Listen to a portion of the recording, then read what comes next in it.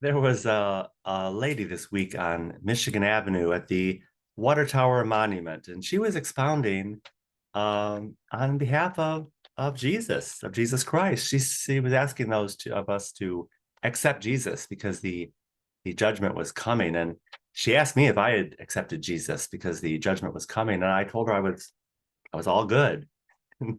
She kind of looked at me like she really didn't believe that. She wasn't buying it. And then right behind me, a young father and his son came by, and she said the same thing to them. Have you accepted Jesus? Because the judgment is coming and eternal damnation. And the father kind of covered up his son and hurried him along. And he waved to and said, "Oh yeah, we're all good here." And there were a number of us gathered at the corner waiting for the light to change. And I, for whatever reason, felt impelled to just turn around and say to this lady, none of us here at the corner of Michigan Avenue, no one, we're not feeling the love. We're not hearing the love in your message. And that's not so good. Michigan Avenue it's a commercial thoroughfare, but if you can't sell the end of the world on Michigan Avenue, maybe you need to package it a little better. Welcome to this special end of the world special edition. I'm Stanley Smith, and I'm just recapping some of the latest and greatest. We're following all the storylines and narratives and intel, and they're all kind of pointing in a similar direction, and it's kind of indicative of where we are right now. And to sum that up, I think the idea is that many of us have accepted the idea that no one is coming to save us. There are no white hats. We have to do this ourselves. This week, I encountered a similar notion in the neighborhoods of Chicago as I visited different neighborhood community groups.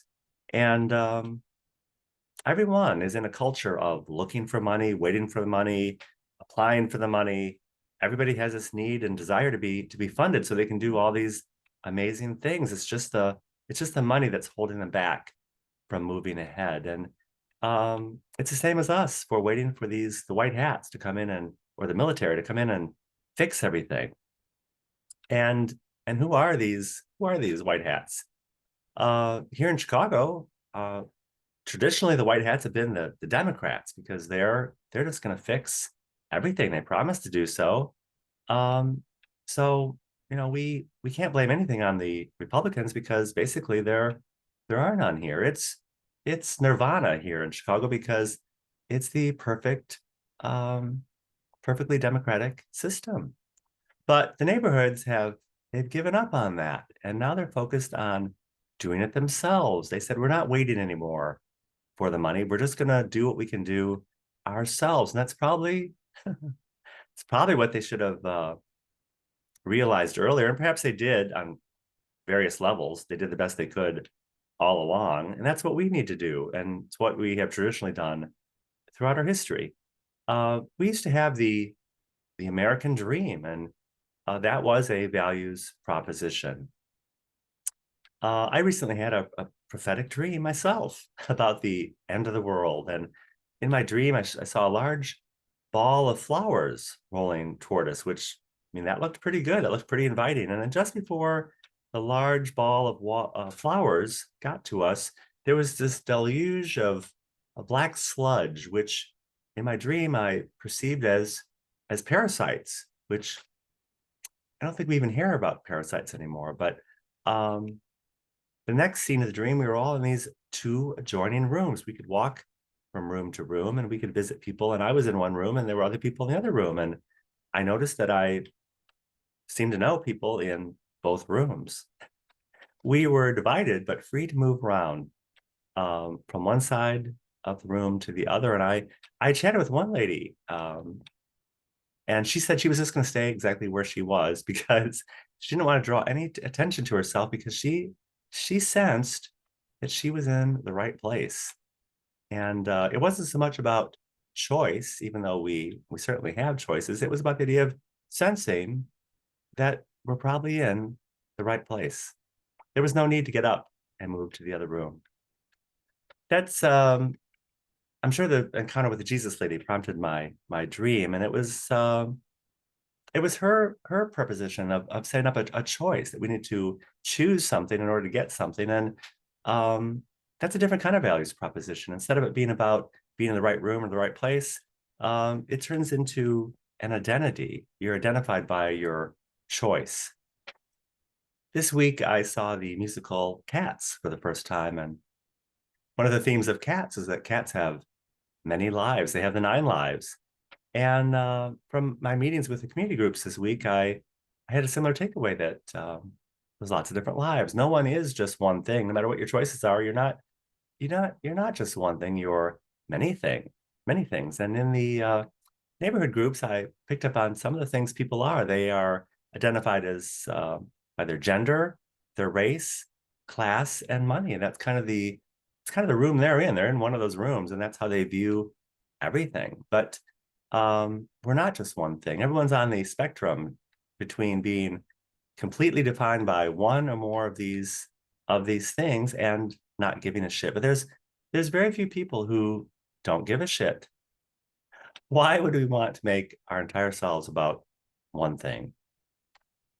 The the idea of power and prowling, the different cat lives, the prowling self, the peaceful, restful self, the loving self, the aloof cat self, the litter box life self, and even their bathing behind the ears self. So the many different lives of cat that take place all right in front of us, and we just sum it up as they're just cats, but really they're exhibiting many different identities right before us. We all have our lives, and most of it we don't really notice. We don't really pay attention to all the different aspects of our lives. Our resident astrologer Alice, I've asked her about the idea of karma and applying that to this life. What's the karma of our various lives in this current life? In the character of William uh, Caulfield, I think it was, from Catcher in the Rye. He talks about he has a lousy sex life, which is amusing because he's only a high school kid. And we have our physical selves, we have our mental selves, we have our emotional selves, and our spiritual selves, our bathing selves, and we even have our going to the bathroom selves. So many lives when we think about it. But why just think about it when we can be it? If we had to make a musical of our lives, what would that look like? Would there be lots of dancing and singing?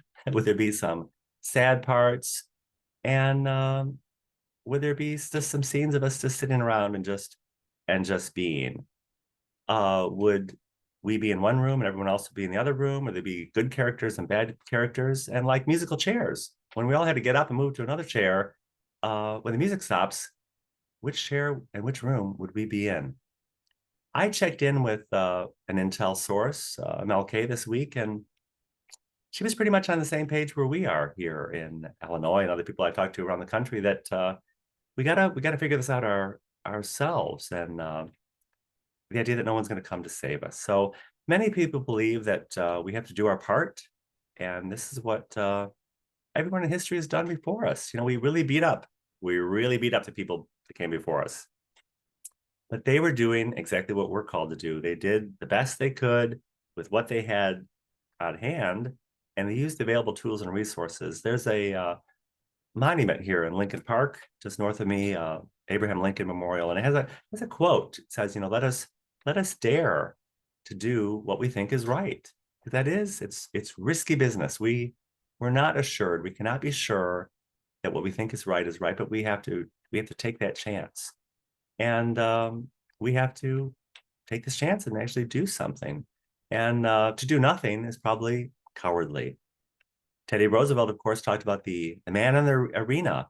And yes, it's a dangerous proposition to actually stand up and say something and do something. But people have done this throughout history. We have the evidence of our history and literature and all of culture as evidence that humanity has done this repeatedly throughout history, at least until now. Screaming at the street corner on Michigan Avenue is really counter to the idea of navigating life with with poise and style. We don't need to scream at people. We don't need to be angry with ourselves and others. We just need to do what we can do and make the community and culture where we are as best that it can be. Most people are not far right, and most people are not far left. We have choices. We have the choice of hating one and loving the other. You can't serve two masters. It says in the Bible, and that's part of the story of the unjust steward. And the lesson of that tale is that we need to be shrewd. We need to be shrewd in this life. We need to do so without becoming demoralized. This morning I noticed dust, a lot of dust building up, and as I left for the day, I thought, well, you know what?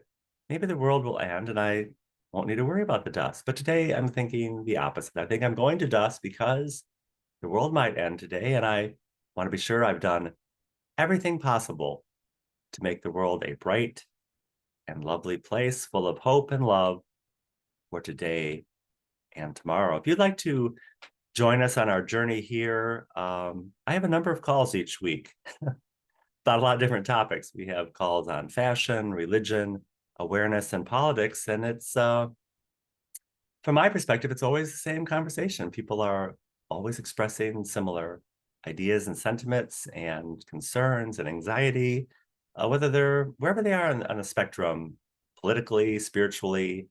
Um, it's a similar theme. Everyone is concerned and confused, and we're all searching together. We're not searching for a solution. We're searching for the love. Like, we want to hear the love in whatever message you're screaming at the corner. If you'd like to join us, I will include my email in the description of this video. I'll be happy to send you an invitation, and I look forward to seeing you very, very soon.